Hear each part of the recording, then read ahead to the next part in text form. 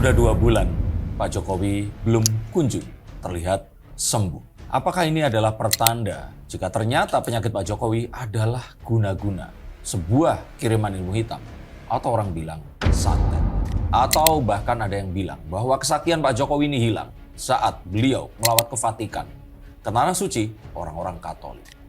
Apakah ini benar? Mari kita kuak.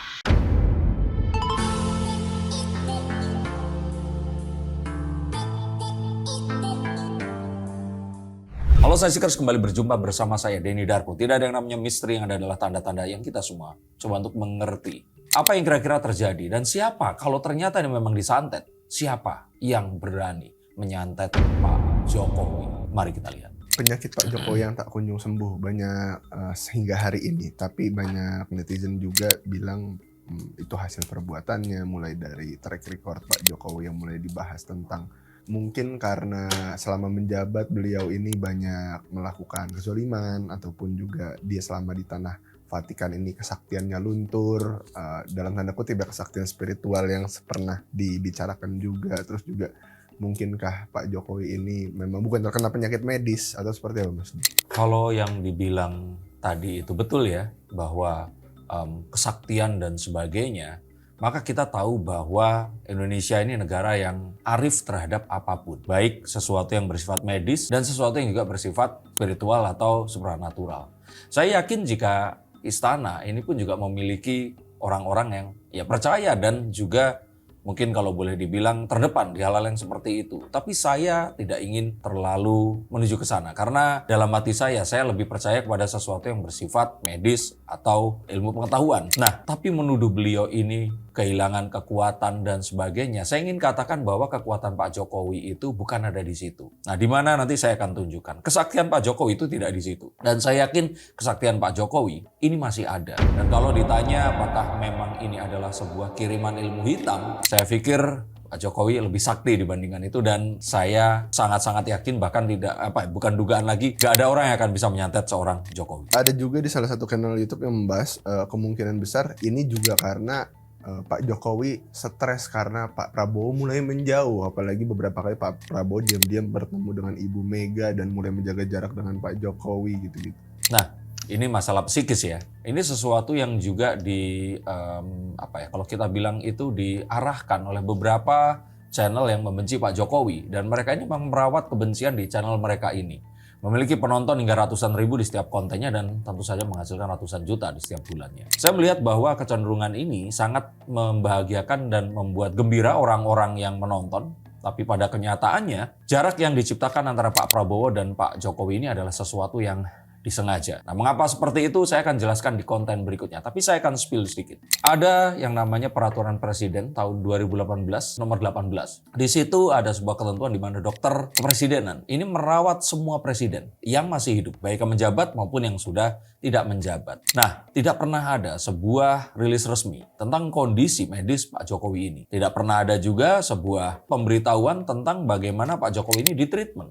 Padahal kita tahu bahwa Pak SBY yang pernah divonis kanker prostat stadium tertentu sehingga beliau ini harus berobat ke luar negeri, itu pun mendapatkan sebuah pendampingan dari dokter kepresidenan. Dan Pak Habibie juga demikian, Pak Harto juga demikian, sehingga ini mustahil kalau seandainya Pak Jokowi ini sakit, dokter kepresidenan tidak dikirim ke sana. Saya menduga adanya sebuah hal yang memang disembunyikan untuk menimbulkan sebuah kesan yang tadi ingin disampaikan. Nah, tapi itu akan saya bahas di konten yang lainnya. Cuman ini adalah satu hal yang ingin ditegaskan, kesaktian Pak Jokowi itu bukan di situ. Dan ini adalah sesuatu yang sepertinya memang dirawat dan disengaja isunya untuk dibiarkan berkembang, dan agar masyarakat yang membenci ini tetap diberikan kesibukan untuk terus bermain dengan hal itu dan nggak kalau kita bilang mengganggu program Pak Prabowo dalam semua pekerjaannya. Banyak juga yang menilai penyakit Pak Jokowi ini adalah harusnya menjadi sebuah momen di mana Pak Jokowi ini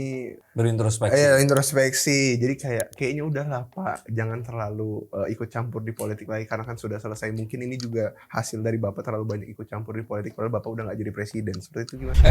Stop dulu sebentar untuk kalian semua yang merasa atau menganggap bahwa saya hanya membacakan tarot untuk artis-artis. Kalian salah. Kalian pun berkesempatan untuk bertatap muka dengan saya atau menanyakan apapun yang kalian ingin tanyakan, dan biarkan kartu-kartu kartu saya di sini mencoba untuk mencarikan alternatif jalan keluar dari pemecahan permasalahan yang terbaik untuk saat ini dan mendatang. Dan saya jamin ini semua akan private, hanya kalian dan saya yang akan mengetahuinya. Apapun permasalahannya. Karena saat sebuah masalah terjadi, sebenarnya sebuah solusi itu menanti. Dan siapa tahu solusi terbaik dari permasalahan kalian akan ketemu saat kalian ngobrol dengan saya dan izinkan saya untuk membuka setiap kartunya kepada kalian. Hubungi segera nomor di bawah ini dan pastikan nomor ini saja dan izinkan saya untuk membantu memecahkan permasalahan apapun yang kalian alami. Semoga informasi ini bisa membantu kalian memecahkan permasalahan kalian. Oke, lanjut ke konten yang berikutnya. Yuk. Itu kan keinginan orang-orang yang memang membenci Jokowi. Saya sendiri melihat sebuah konten di mana Pak Jokowi mengendarai ATV, All Terrain Vehicle, bersama cucunya di pantai. Dan terus kemudian dia katakan sulit mengendarai ATV ini. Sehingga dia katakan susah untuk berhenti. Saya melihat Pak Jokowi sebagai seorang bangsawan Jawa ya. Maksudnya bangsawan itu karena bukan darah biru, tapi karena beliau ini adalah mantan presiden aktif. Ini adalah sebuah pertanda, ini adalah sebuah, kalau kita bilang, sinyal. Bahwa sejatinya Pak Jokowi ini tidak akan berhenti. Dan tidak akan pernah berhenti sampai dia mati. Mengapa demikian? Keberlanjutan ini harus terus dijalankan. Bahkan kalau boleh kita bilang, meskipun seseorang ini tadi itu pensiun. Jadi bayangkan jika ada sebuah perusahaan di mana CEO-nya ini pensiun, terus kemudian menjabat di CEO yang baru. Bahkan CEO yang sudah pensiun ini walaupun tidak dibayar, dia akan tetap membantu CEO yang lama ini untuk bekerja. Karena apa? Karena Pak Jokowi merasa bahwa apapun yang terjadi dalam 10 tahun di belakang ini harus diseberangkan dengan selamat dan tidak terjadi sebuah riak atau gangguan yang akan bisa membawa sebuah kesalahan yang akan terjadi di kala politik dan geopolitik dunia ini tidak menentu seperti sekarang. Nah, lantas kalau misalkan yang menilai sekarang makin ke sini ya, setelah Pak Jokowi sakit juga, Pak Jokowi kan disibukkan liburan. Nah, Pak Jokowi ini liburan juga dibilangnya karena sekarang beliau ini belum ada agenda, maksudnya karena Pak Prabowo nggak akan melibatkan Pak Jokowi lagi dalam agenda perpolitikan di Indonesia. Itu pun sesuatu yang memang dibuat. Termasuk isu yang terkini adalah saat Mas Gibran ini dirumorkan akan berkantor di Papua. Ini adalah strategi berperang dari Hasan Nasbi, ketua PCO Istana, yang memang saya kira di zaman pertempuran di sosial media seperti sekarang ini harus ada beberapa hal yang mana kita akan bisa mengendalikan sebuah isu dan isu tersebut akan menyibukkan orang-orang yang berusaha untuk menyerang sehingga mereka tidak menyerang ke sesuatu yang kita akan rentan menghadapinya. Jadi cognitive wars is real dan ini adalah sesuatu yang sedang terjadi. Oke, ada juga di salah satu channel YouTube itu membahas tentang kenapa bisa dibilang Pak Prabowo ini sudah mulai menjauh dengan Pak Jokowi selain pertemuannya beberapa kali dengan Ibu Mega yang tidak kita ketahui atau mungkin bukan pertemuan resmi, hanya beredar di sosial media aja fotonya. Tapi ada juga momen di mana Pak Prabowo ini lebih ke arah beliau ini juga nggak sering bersama Gibran dan Gibran kerja sendiri gitu-gitu. Itu kan sesuatu yang juga selalu kalau kita bilang nggak bisa apple to apple karena saat Pak Jokowi pun dulu, Pak Jokowi jarang sekali bareng sama Kiai Haji Ma'ruf Amin. Dan Kiai Haji Ma'ruf Amin ini seringnya juga akan datang ke acara yang Pak Jokowi ini nggak bisa. Jadi saya membayangkan dalam sehari itu bisa puluhan undangan datang kepada Presiden untuk meresmikan sesuatu. Hadir, baik yang sifatnya resmi ke pemerintahan atau yang sifatnya tidak resmi pada orang-orang yang dulu berkawan baik dengan Pak Prabowo, terus kemudian anaknya menikah atau cucunya sunat, terus ingin Pak Jokowi atau Pak Prabowo datang. Nah ini hal-hal yang saya juga mengira bahwa hal seperti itu akan biasanya kalau tidak bisa dilakukan ya akan dilakukan oleh wakil presiden.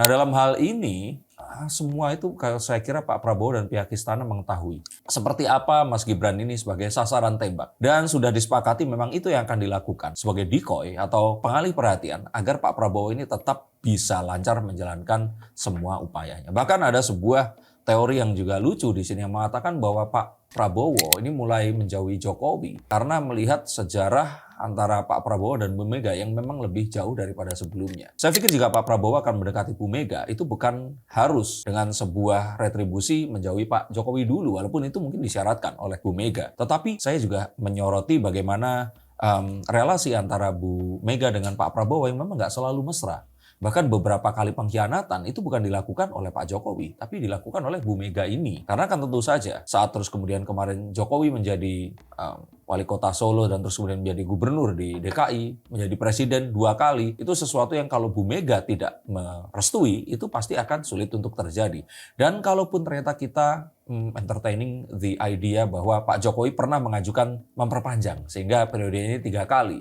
Nah, maka kita akan tahu bahwa saat Bu Mega ini tidak menyetujui, nah hal itu kan juga nggak terjadi. Jadi kalau saya kira ada sebuah sesat fikir yang ingin terus dirawat dan diberikan sebuah bahan bakar saat orang-orang berpikir Pak Prabowo mulai menjauhi Pak Jokowi dan Mas Gibran untuk bisa dekat dengan Bu Mega. Ada juga yang membahas banyaknya menteri titipan Pak Jokowi yang mulai terserang isu atau kasus seperti ada Pak Tito Karnavian kemarin, keputusan dinilai blunder perihal 4 pulau. Kalau itu keputusan yang saya pikir juga memang sengaja dibuat agar terkesan Pak Prabowo ini masih mendukung sang mualim atau gubernur Aceh. Karena memang gubernur Aceh ini teman dekatnya Pak Prabowo. Jadi kalau saya pikir ini adalah sebuah upaya untuk mendapatkan simpati dari daerah-daerah yang memang di sana itu dulu adalah kantung pendukung dari Prabowo Subianto yang mulai menjauh sejak Pak Prabowo ini berkongsi dengan Pak Jokowi. Pak Bahlil banyak sekali blundernya juga, dan yang terakhir itu Bobi Nasution.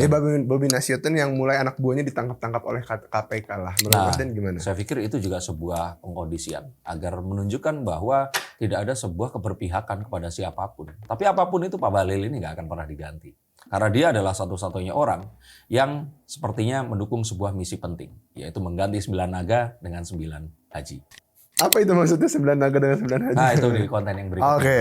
Nah, tapi ada lagi Mas Den. Ini di saat kalau kita bilang ya, tapi apakah pada akhirnya dengan pengkondisian ini memang diarahkan Pak Jokowi ini, maksudnya seolah-olah eranya itu sudah berakhir dan Pak Jokowi nggak bakal main di depan layar lagi nih, cuman bakal main di belakang layar. Saya kira gitu. memang itu yang dilakukan Pak Jokowi dan itu yang ditandatangani saat kontrak kerjasama antara Pak Jokowi dan Pak Prabowo kemarin itu terjadi. Dan Pak Prabowo itu tahu sekali, bahkan sudah ditunjukkan tanpa lewat sebuah tanda-tanda, tapi secara kalau orang Jawa bilang itu blokosuto, secara nyata, secara semata-mata. Terima kasih Bapak Jokowi, karena Pak Prabowo nggak akan pernah jadi presiden jika Pak Jokowi tidak memberikan putranya untuk menjadi calon presiden, wakil presiden dari Pak Prabowo. Saat itu jika ternyata Gibran ini menjadi wakil Mas Anies yang menang. Jika Gibran menjadi wakil Mas Ganjar yang akan menang. Karena begitu kuatnya elektabilitas dari Pak Jokowi dan approval rate yang sangat tinggi saat bahkan pemilu yang terakhir itu diadakan. Maka jika kemarin terus kemudian ada sebuah wacana yang mengatakan bahwa Pak Jokowi ini akan melakukan 3 periode, itu pun sebenarnya sesuatu yang bisa saja jangan-jangan adalah keinginan masyarakat. Banyak orang yang bertanya, berarti kapan era Pak Jokowi ini selesai? Bisa apa jangan-jangan dia akan untuk jangka panjang terus main di belakang layar sebagai politikus atau seperti apa? Saya kira yang pertama di sini adalah Pak Jokowi ini satu tidak disantet karena dia saking saktinya nggak akan ada yang bisa nyantet dia. Kesaktiannya di mana? Nah, kesaktiannya ada di konten berikutnya nanti saya akan bahas.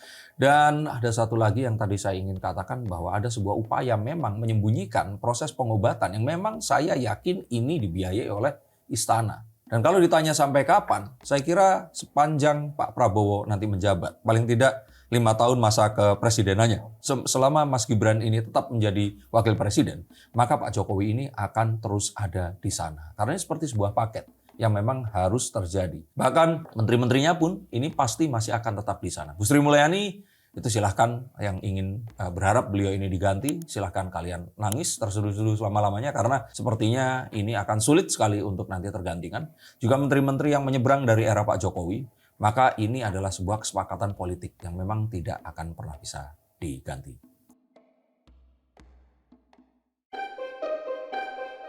Untuk kalian yang masih percaya bahwa Pak Jokowi ini santet, silahkan habiskan pakai data kalian untuk mencari berita-berita semacam itu. Yang mana saya pikir kalau itu sama-sama fiksinya, mendingan kalian nonton serial The Simpsons. Ya karena itu sama-sama fiktifnya, cuman saya pikir itu lebih menghibur daripada percaya bahwa Pak Jokowi di sini sakit karena disantet oleh orang yang tidak disukai. Jika kalian menyukai konten ini dan yang seperti ini, silahkan subscribe channel saya, di mana saya akan membawa pragmatisme dan membongkar panggung depan dan belakang politik untuk mengetahui kemana arah negara ini sebenarnya berlayar. Terima kasih, sampai jumpa dan salam.